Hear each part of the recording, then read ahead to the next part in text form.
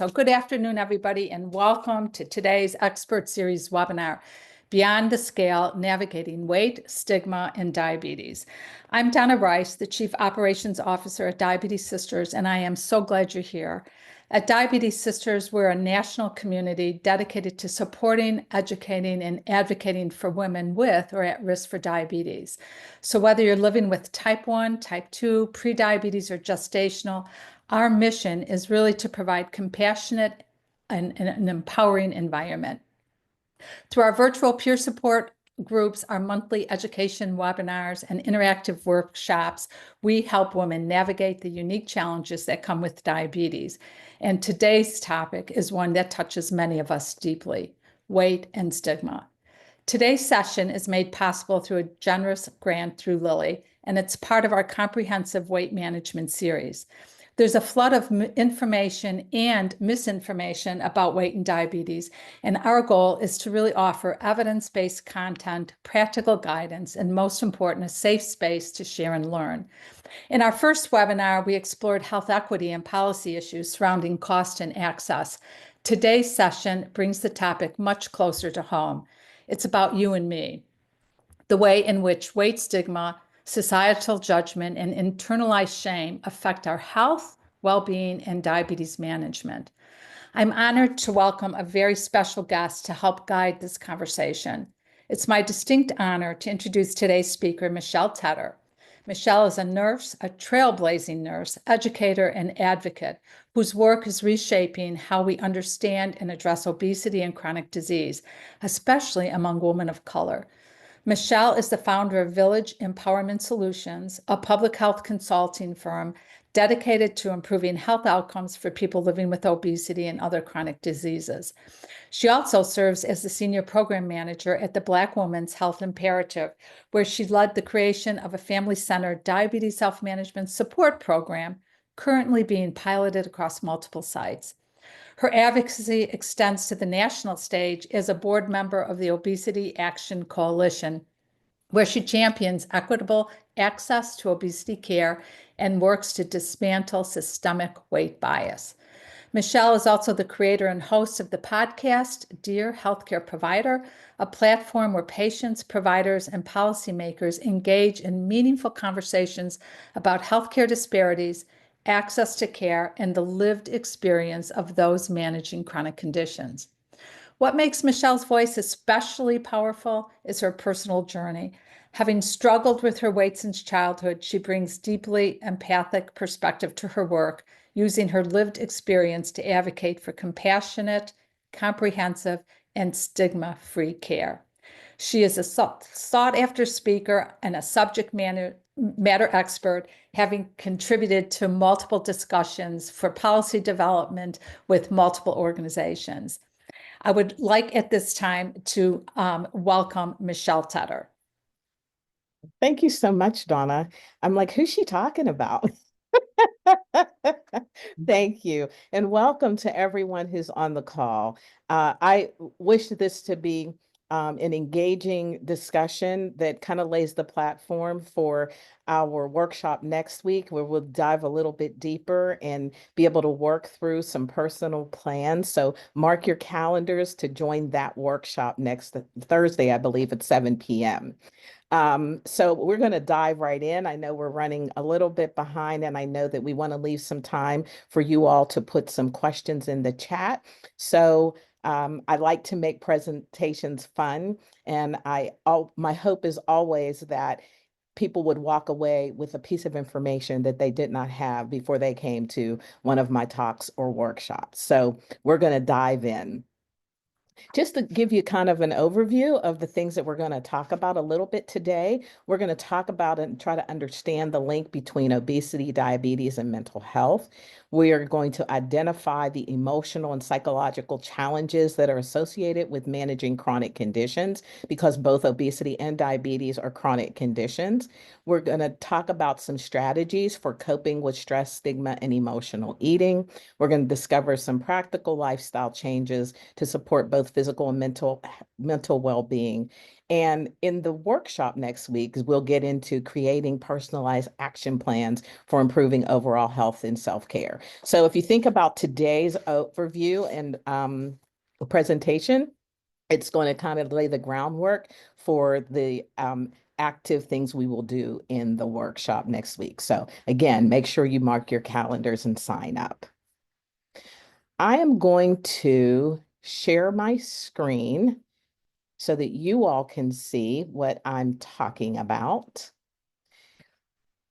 And I have a couple short videos that I'm going to show throughout in the presentation that I hope will help to tie things together as we're sharing. So let me turn this into the slideshow, and here we go. Hopefully everyone can see my screen. Well, those are the objectives we just talked about. So now, what is obesity?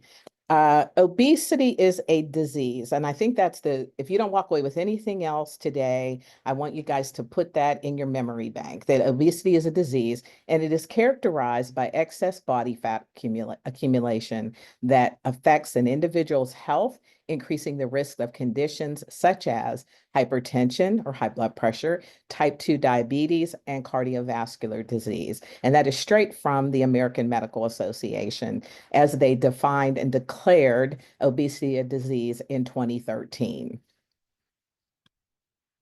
So how does this disease impact our bodies, right? When we have a chronic illness, there's going to be some health consequences to that illness or disease. And so I felt like this diagram really gives us a good picture of how many organ systems can be impacted when you live with the disease of obesity.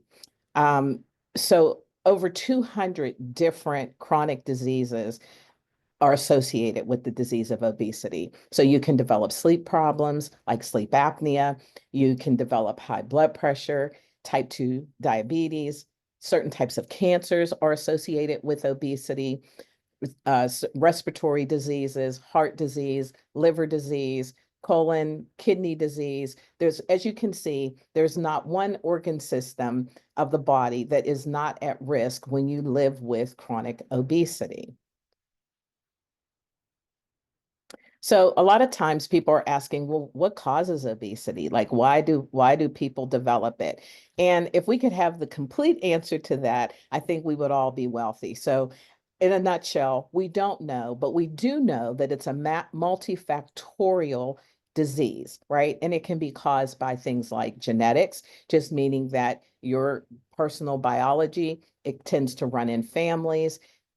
You probably, if you live with the disease of obesity and other chronic illnesses, you might be able to name a few people in your family. Sometimes it could be your immediate family or your extended family who might also live with similar illnesses. The environment can play a huge part in the obesity epidemic that we're living with. There's some researchers who point to the environment in terms of what we're breathing in, water that we drink, the types of food that we eat, just because of how it is grown, right? Using preservatives and things of that nature can be some of the environmental influences that impact obesity. Stress is a huge contributor to obesity because it can impact our hormones. And in living with more adipose tissue, which is what obesity is about, means that if you have more fat cells, they also give off hormones and can increase your chances of inflammation in the body at the cellular level, which can really make it hard for people to lose weight. Sleep issues. It's important for us to get an adequate amount of sleep at night because if we don't, it impacts other organ systems, making us more susceptible to diseases like obesity and type 2 diabetes. Poor nutrition. And so I think a lot of times we associate obesity with people eating too much. And that's not untrue, but the other thing that's true is sometimes people are actually not eating enough, and it sends the body into what we call starvation mode, and your body is holding on to everything, no matter how small it is, that you eat. And so it makes it harder to lose weight. The yo-yo dieting is an example of, issues that lead to poor nutrition. Physical activity habits. Now, research says that activity alone is not the end all be all for getting to a healthy weight, but it is a factor when you combine it with healthy eating, managing your stress. It's one of the tools that can really support reducing obesity. Certain medical conditions can impact weight, and also certain medications that you take, like steroids or sometimes certain antidepressants. There's a lot of different medications that sometimes one of the side effects is weight gain. So let's look at the numbers. How prevalent is obesity? Well, in the US, over 40% of adults are living with obesity. The rates tend to be a little higher in men, at 43%, compared to women at 42.1%. Let's look at it at the numbers by race. Non-Hispanic, Black people, nearly 1 in 2 adults amongst this population, or 49.6%, almost half, have obesity. People who are Hispanic, more than 2 in 5 adults, or 44.8%, have the disease of obesity. Non-Hispanic whites, more than 2 in 5 adults, at about 42.2%, have obesity. And in non-Hispanic Asian populations, more than 1 in 6 adults, about 17.4%, have obesity. And I'm going to add here that Black women have the highest obesity rates compared to other racial groups in the US, with estimates suggesting around 50 to 60% living with the disease of obesity. And this disparity is linked to various factors, including socioeconomic conditions, structural racism, and access to healthy foods and healthcare. So this is all according to information on the CDC's website. So as you can see, this is one of the biggest health challenges in our century.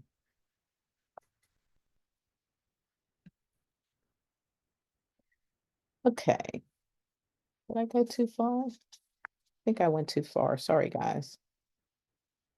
Okay. Now we're going to talk a little bit about diabetes. What is diabetes? And then we're going to link it, and we're going to talk about and paint a picture for how diabetes and obesity intersect. So diabetes is a disease that occurs when your blood glucose, or your blood sugar, is too high.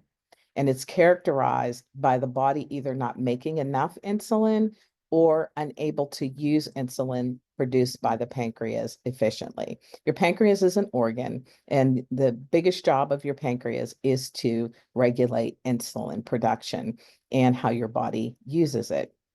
In type 1, the body makes little or no insulin. It's usually diagnosed in childhood or young adulthood, but it can be diagnosed at any age. And there's many people who often are not diagnosed until adulthood.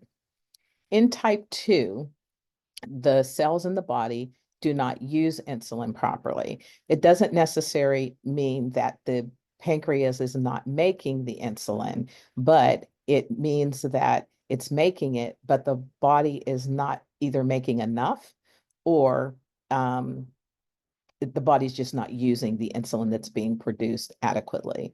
Type 2 diabetes is the most common type of diabetes. So let's talk about the different types of diabetes. So gestational diabetes is one type, and it's a type of diabetes that develops during pregnancy. It usually goes away after the baby is born, but if you've had gestational diabetes, you have a higher chance of developing type 2 diabetes later in life. Prediabetes. People with prediabetes have blood glucose levels that are higher than target, but not high enough to be diagnosed with type 2. Prediabetes causes a higher risk of developing type 2 diabetes in the future. And you also have a higher risk for heart disease than people with target glucose levels. So in other words, the quicker that we can detect if you're at risk for prediabetes or diabetes, the better chance you're going to have to be able to address it and live a healthier life. Now, let's look at the statistics on diabetes. In 2021, just 4 years ago, 38.4 million Americans, or 11.6% of the entire population, had a diagnosis of diabetes. 2 million Americans have type 1 diabetes, including about 304,000 children and adolescents. When you look at diagnosed and undiagnosed people living with obesity, of the 38.4 million adults that are diagnosed with diabetes, there's 29.7 million, I'm sorry, 8.7 million who are undiagnosed. So you could be walking around with prediabetes or diabetes and not even know it. Seniors, the percentage of Americans who are ages 65 and older, it remains very high amongst this population at 29.2%, or 16.5 million seniors who are diagnosed and undiagnosed, okay?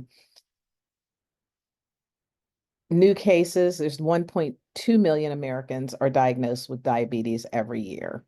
And in 2021, 97.6 million Americans aged 18 and older had prediabetes.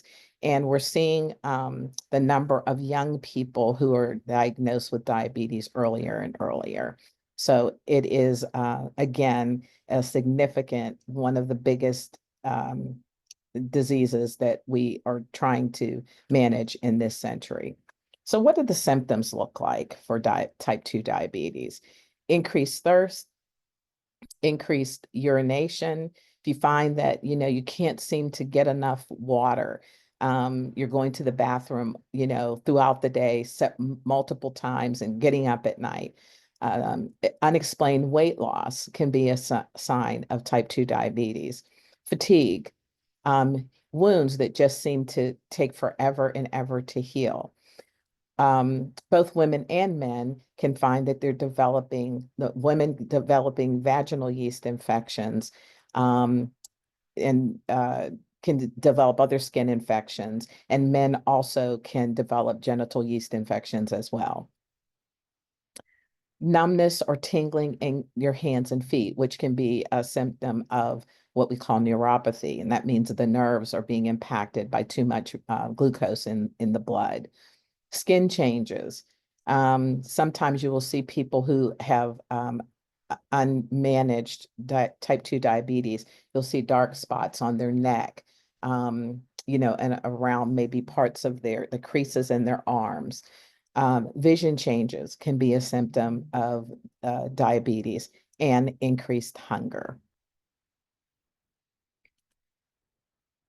So this depicts, again, how diabetes can impact various systems within the body. It can impact the cardiovascular system.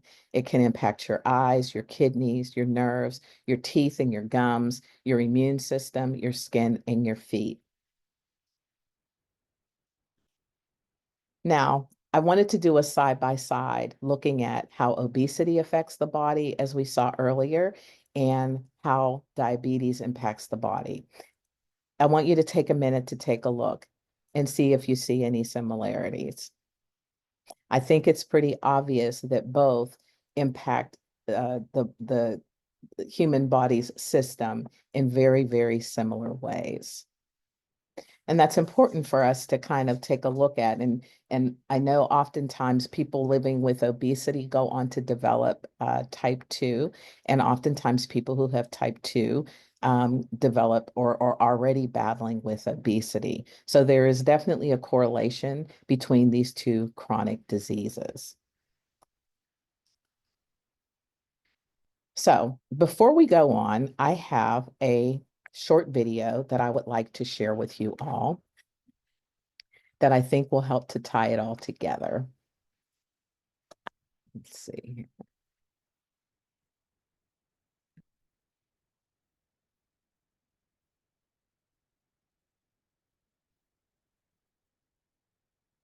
Hopefully everyone can still see my screen. Video will take a closer look at the link between obesity and type 2 diabetes. Risk factors for type 2 diabetes can be grouped into two categories: non-modifiable factors, which include age, genetics, and ethnicity, and modifiable factors, such as obesity, a lack of physical activity, and unhealthy eating. Because obesity is cited as the most important risk factor in developing type 2 diabetes, we'll be focusing on how obesity can lead to the development of this disease. Research shows that obesity can lead to insulin resistance, which can then lead to type 2 diabetes. Let's take a closer look at how this works. When the calories you consume are greater than the calories you use for energy, the excess calories are stored as fat, also known as adipose tissue. Adipose tissue can be burned for energy, but it also releases fatty acids, hormones, and pro-inflammatory cytokines as part of its normal function. As adipose tissue accumulates, the release of fatty acids, hormones, and pro-inflammatory cytokines also increases. Research shows that the increased release of pro-inflammatory cytokines can lead to the development of insulin resistance. So what exactly are pro-inflammatory cytokines? It helps to break the term down. Cytokines are small molecules that act as signals in cellular pathways. Pro-inflammatory essentially means inflammation causing. Pro-inflammatory cytokines are released in response to infection, disease, or trauma and cause inflammation. We usually associate inflammation with physical trauma such as an accidental injury. This type of inflammation is usually considered acute or short-term. On the other hand, pro-inflammatory cytokines that are released by adipose tissue lead to chronic low-grade inflammation. Chronic low-grade inflammation means that the inflammation is much less severe than your bumped head, but rather than going away in a few hours, it remains for long periods of time. Let's do a quick review of what we've learned so far. Excess caloric intake leads to the accumulation of adipose tissue in your body. As the amount of adipose tissue increases, so does the release of pro-inflammatory cytokines. Pro-inflammatory cytokines lead to the development of chronic low-grade inflammation. But how exactly does inflammation lead to insulin resistance? Let's try thinking about it like this.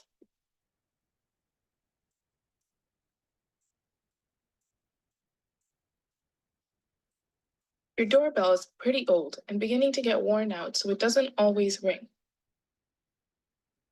You find that pressing harder makes it work sometimes, so you don't bother to fix it. Even though the doorbell is getting more and more worn out, you can usually fix this by pressing a little bit harder. A few months later, you realize that no matter how hard you press, your doorbell just won't ring.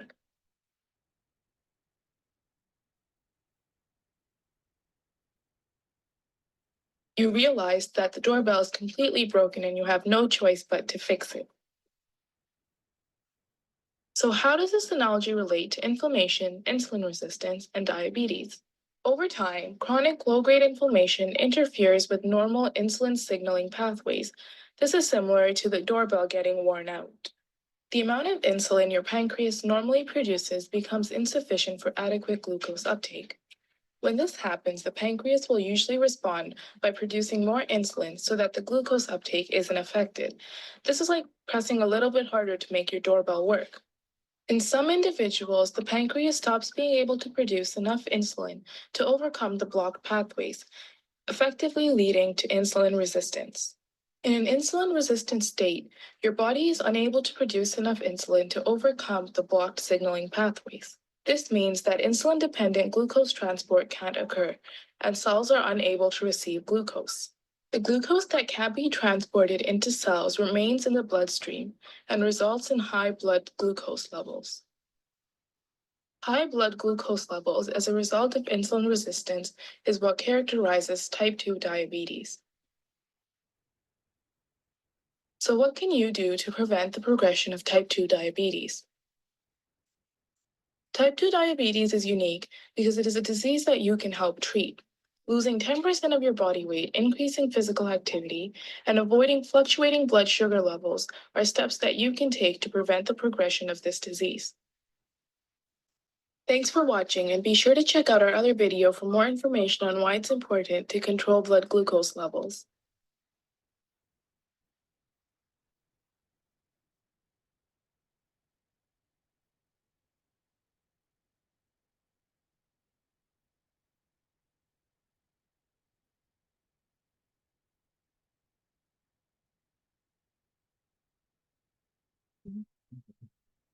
So I hope that that helped you to kind of get a visual and get a clearer understanding of the link between development of obesity and development of diabetes. And I think that when you talk about how the insulin and glucose impact one another, that impacts our bodily systems overall. Think about the glucose and insulin being like a lock and key system, right?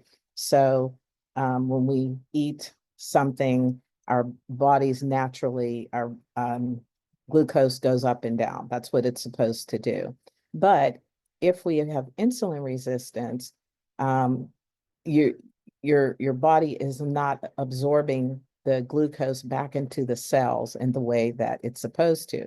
So your pancreas says, okay, we got to produce more insulin. But the more that it does that, as illustrated in the little video that I showed you, the more that it does that, the more fatigued it becomes, and the less and less efficient it becomes at the lock and key, with insulin being the key to open the cells for the glucose to go back into the cells. So if you have more questions about that later in the Q&A, please feel free to ask them.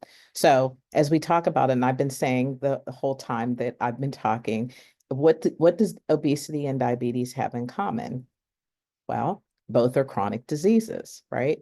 And let's define a chronic disease. It's a condition that lasts at least 1 year and requires ongoing medical attention and or limits activities of daily living. So some examples of chronic diseases would be various autoimmune diseases, diabetes, cancer, epilepsy, heart disease, HIV, hypothyroidism, obesity, and we can go on and on. Multiple sclerosis. I'm sure that you all could think of other ones that are definitely, this is not in any way an exhaustive list. But the point being is that really understanding that these are chronic diseases, which means they will need ongoing care.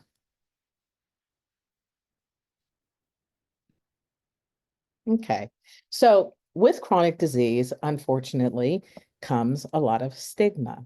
And I think that I would be remiss if we did not talk about that in this presentation. So what's stigma? Stigma is negative attitudes, stereotypes, and beliefs associated with having a chronic condition, leading to discrimination and negative experiences for individuals who live with these illnesses. I think that weight stigma, we have to talk about that in the kind of its own space. So the definition that we just described of negative attitudes, beliefs, judgments, stereotypes, and discriminatory acts, but it's aimed at people just simply because of their weight. Weight stigma can be overt, it can be subtle, and it can occur in any setting, including employment settings, healthcare, education, mass media, and relationships with family and friends. And it also takes a lot of other forms: verbal, written, online, and many, many other ways. Weight bias is very dehumanizing. and it's damaging, and it can cause adverse physical and psychological health outcomes. And it promotes a social norm that marginalizes people. And that's from the Obesity Action website that has a great resource called Stop Weight Bias. I would encourage you to check it out. So, what's the emotional and physical impact that we see when people are the subject of weight bias?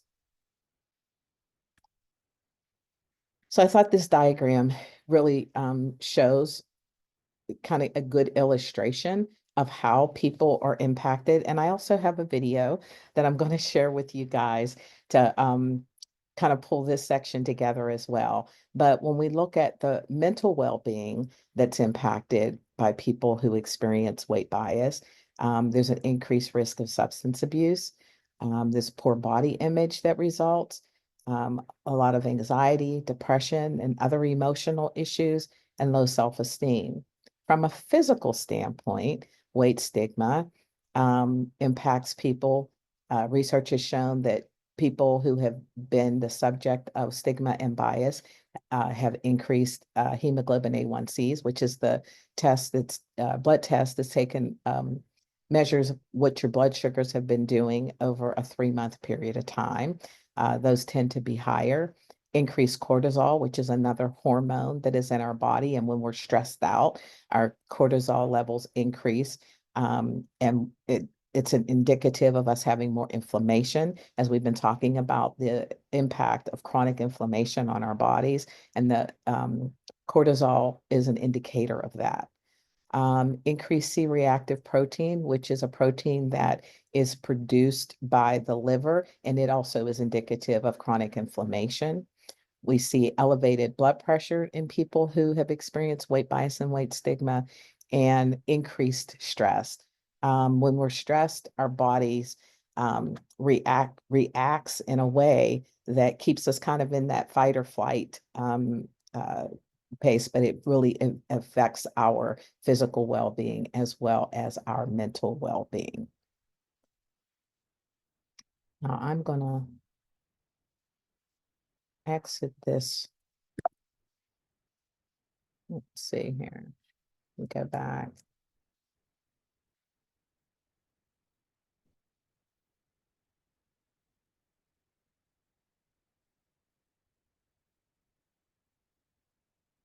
We're not cooperating here. Let me stop my share for a moment.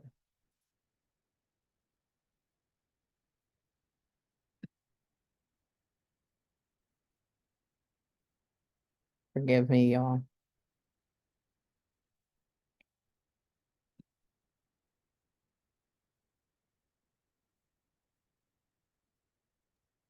Are they not advancing, Michelle? I don't know what's. No, it's not exiting. I'm trying to exit out of this. And Mhm. there we go. There we go. It's working. Okay. I apologize. Let's go back here.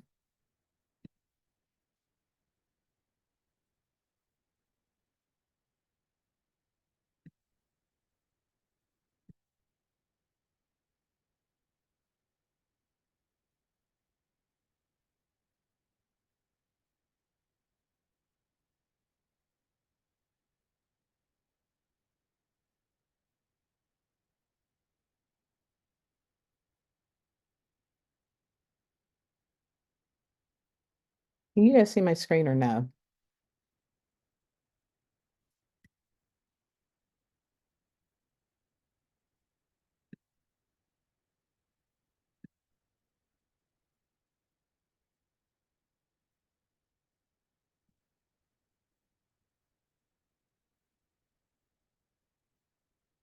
Sorry, I was on mute. No, I can't. Just go ahead maybe and talk through them just for Yeah, time. If you can do that, and okay. I'll see if I could.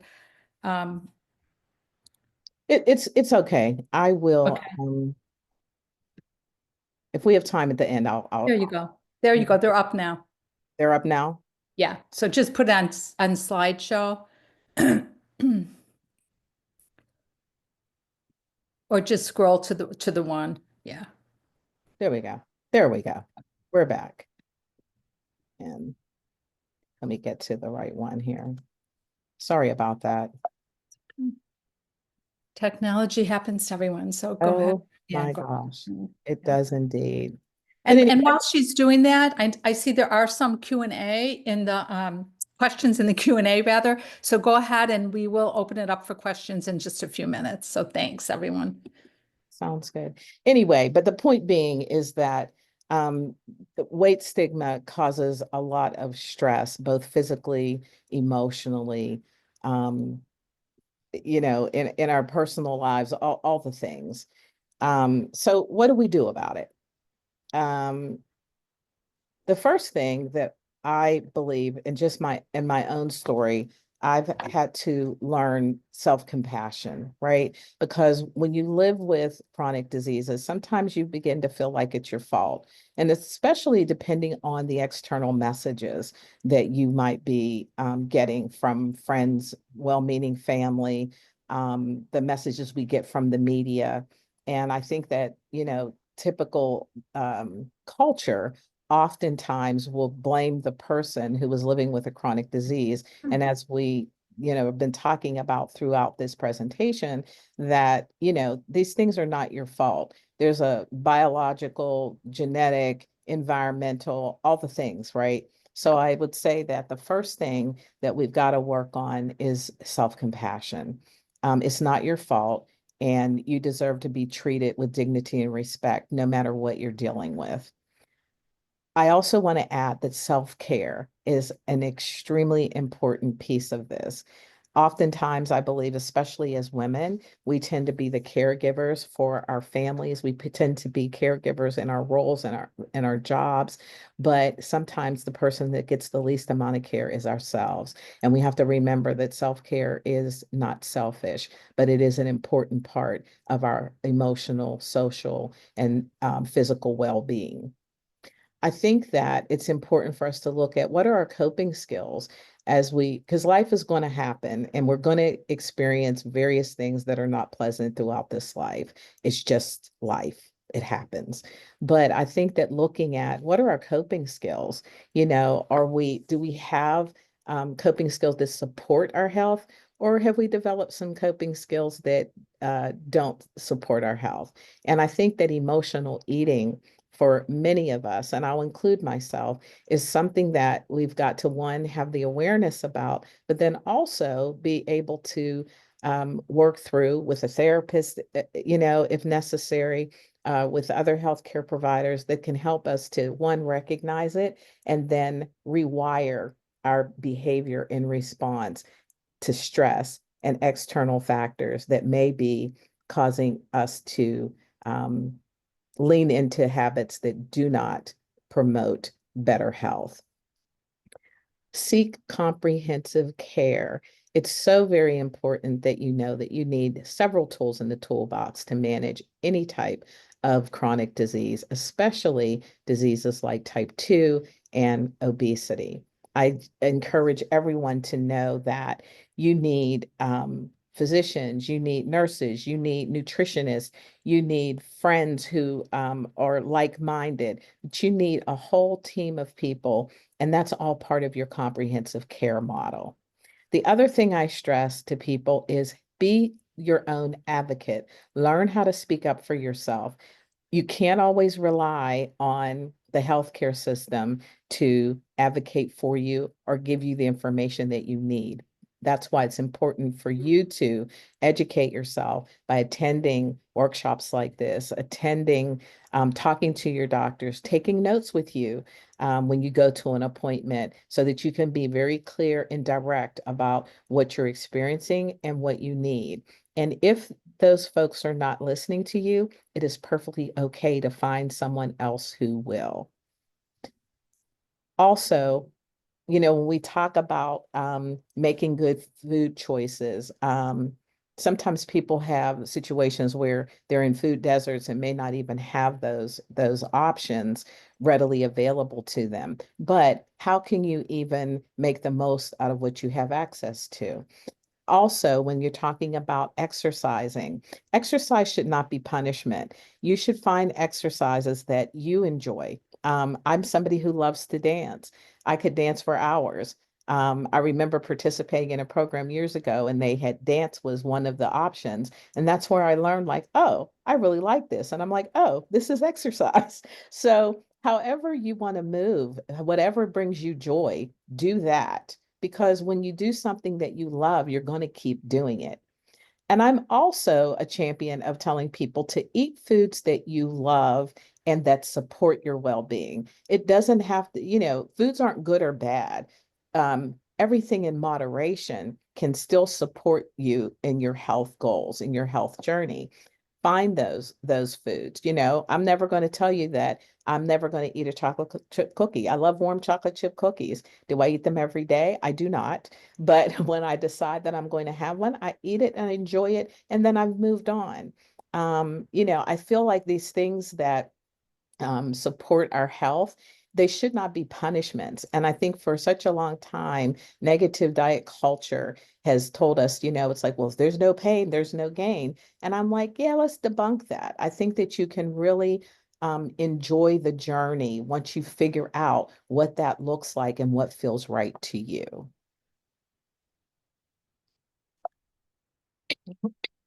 And I think with that, so I'll tell you just a little bit about my story.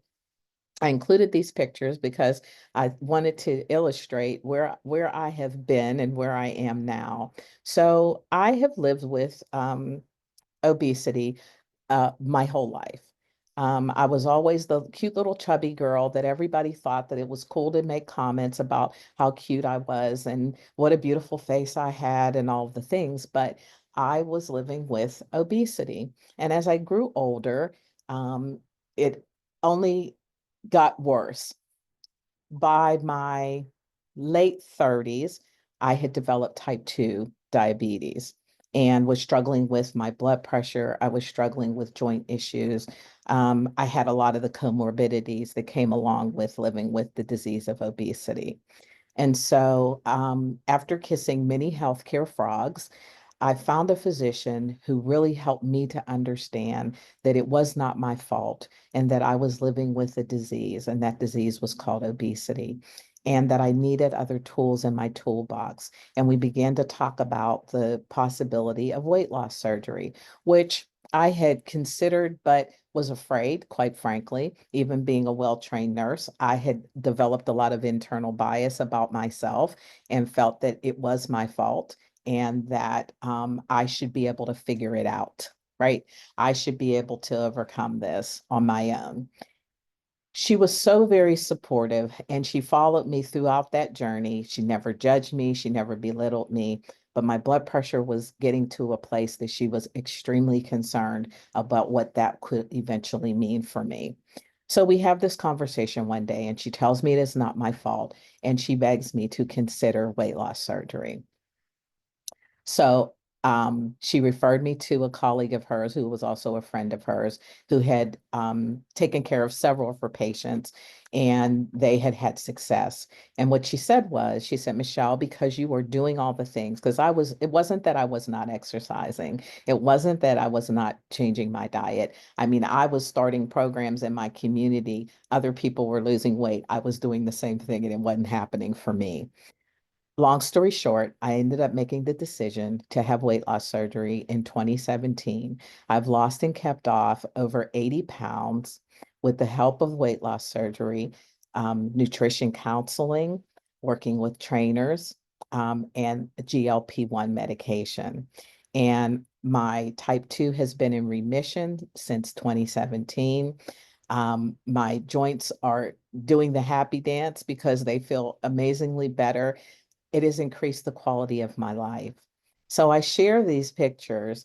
And the picture in orange is I was probably at one of my heaviest weights, but I can tell you that persevering, self-compassion, self-care, a comprehensive team of people who could help me to understand and walk through this journey has absolutely changed my life for the better. So I share that openly with you to say that no matter where you are in your journey, no matter what chronic disease that you are living with, there is hope and you can change it. Thank you, Michelle. If you could go ahead and take your slides down, then we could kind of like spotlight you. But I just love your message, and it's really a reminder that people aren't alone, and that really there's no place for shame and blame in the kind of the healthcare journey. And I think your message is great, and it just reminds me that Michelle will be doing 2 workshops that will totally be focused on kind of stigma with 2 other women with the lived experience. So we invite all of you to continue that conversation and join Michelle with these 2 amazing women. The date is going to be May 21st and May 28th, May 21st, 7 p.m., May 28th at 12 noon.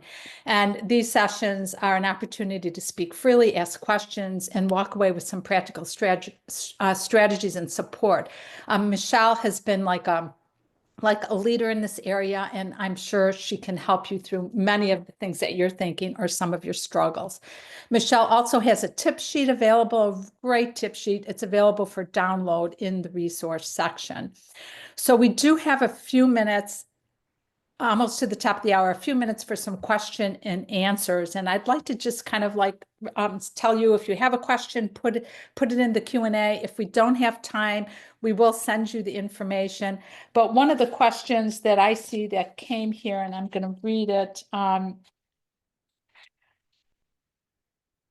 What emotions come up when you think about managing weight and living with diabetes? Because a lot of our population, or most of our population, are women with living with diabetes.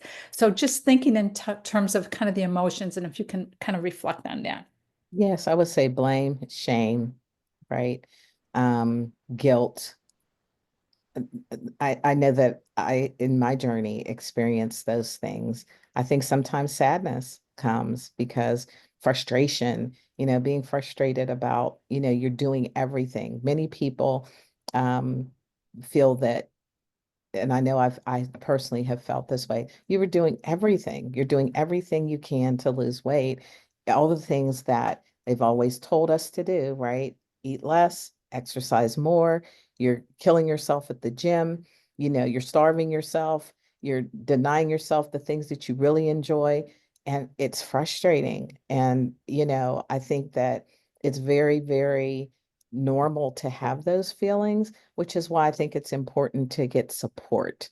I think we can't do this journey alone. And unfortunately, what shame and guilt does is it sometimes makes us hide and we don't want to talk about it. People don't know how to talk about it with us. So I think that it's really super important that from an emotional standpoint, we realize the impact of this, of living with a chronic disease. Or maybe you've been managing your type 2 the best you can, and the numbers are not, showing up. Your doctor does the hemoglobin A1C, and they're still saying to you, well, you really need to get that down a little further. And you're like going, well, what else am I supposed to do? Like, I'm taking my meds, I'm doing all the things. So. Very good. Good. And then a question, I know you do a lot of work really educating like healthcare providers as well, and you have that podcast. Could you just maybe shed just a second on how healthcare providers can better support people living with obesity and diabetes? Oh, yeah, for sure. I mean, I think that, healthcare providers, unfortunately, in their trainings, I'm a nurse, and I can honestly tell you that in nursing school, we did not talk about obesity. We talked a lot about other chronic diseases. We talked a lot about diabetes, but we did not talk about obesity because, when I was in school, there was this thing. It's like, well, that's somebody else's fault. If you're eating too much, you're not exercising, that's your fault. And we have learned so much more over the years. I think that in terms of healthcare providers feeling uncomfortable, I think that the first thing I would say to any healthcare provider is come to your patients with curiosity, right? Curiosity and affirmation, not judgment. My physician, um, She was so very good at building a relationship with me. I really felt like she saw me. I felt like she heard me, and I felt like she collaborated with me. I never felt like she was telling me what to do because I'm sure that, it took me a couple years to come to terms with that weight loss surgery might be a tool that I needed in my toolbox. And she really helped me to feel like, it's just a tool. And another significant thing was she made it a point to let me know that because I was already doing those things, that would make me a great candidate. So I think that from a provider standpoint, I would say her superpower was seeing me, hearing me, and being a collaborator with me. It wasn't prescriptive. She was very much like, hey, I'm telling you what I know. The decision is yours, but here's how I I want to help you to be able to think about the options for yourself. So I would say with compassion and curiosity, those are the two things. Compassion and curiosity is the best way for providers to approach patients. Very, very good. Thank you. We have a question coming from a Joelle. What kind of team do you consider comprehensive? Yeah. So I feel like, and I'll give myself as an example, the team that I have. I have a trainer. I hop in and out of nutrition counseling. Whenever I feel like I'm getting off track, I'll go back to my dietitian and say, okay, what's going on here? Let's figure this out. I believe in therapy. I think that when we talk about the connection between the emotional eating, you've got to figure out what's driving that. There are certain cravings that will happen, and a lot of times the reason that we're having those cravings is because we are trying to manage something like anger, and if you do a little search on the internet, it'll tell you like, why are you craving potato chips? It's like that crunch.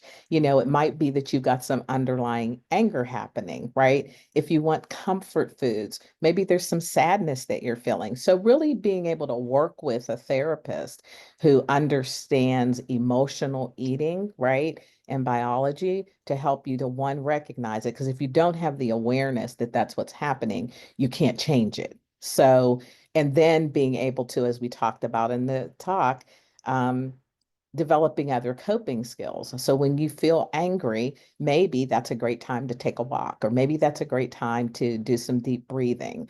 Um, Maybe that's a good time to go work out at the gym, whatever, but really being able to be aware of those things in yourself. So, the team, and I think you definitely, if you're living with type 2, you want to make sure you're getting your eye checks on time, that you're, making sure they're doing your foot exam, making sure that, you have maybe a diabetes educator who can help you to figure out what's the best eating plan for you and your lifestyle. So there's a myriad of things that you need to be doing, but I would say the key things is having a good physician, making sure that you have someone who can help you figure out the nutrition, maybe somebody who a trainer or somebody who can help you to figure out movement that is going to work for you, because sometimes all movement's not good for everybody. So what's going to work for you based on where you are in your journey. You're muted, Donna. Sorry. Thank you, Michelle. Another question, and this comes from Alejandra. What tips do you have for us who want to help our family members with obesity? I'm going to go back to what I said about healthcare providers. It's curiosity and compassion, right? Because and asking permission, because it is a delicate conversation. I'm not saying that, but I think that's really, and coming from a place of love and concern and not judgment, right? And just listening, and also realizing that everybody has to get to their place of readiness in their own time. But I think that really presenting yourself as an ally and not somebody who's judging, and not somebody who has all the answers for what to do. But maybe it's about coming from a place of, I'm just concerned about you. I'm concerned about your health. Is it okay if we talk about that? And if they say no, you need to respect that. Okay. And maybe there comes another time that you can have that discussion. Good tips. Thank you. And we have one last question. I know we're close to the top of the hour, but I don't want to not have this question. And this comes from Dory, and she says, do you think an endocrinologist is necessary if you have an attentive PCP? Well, I think you and your PCP can decide that.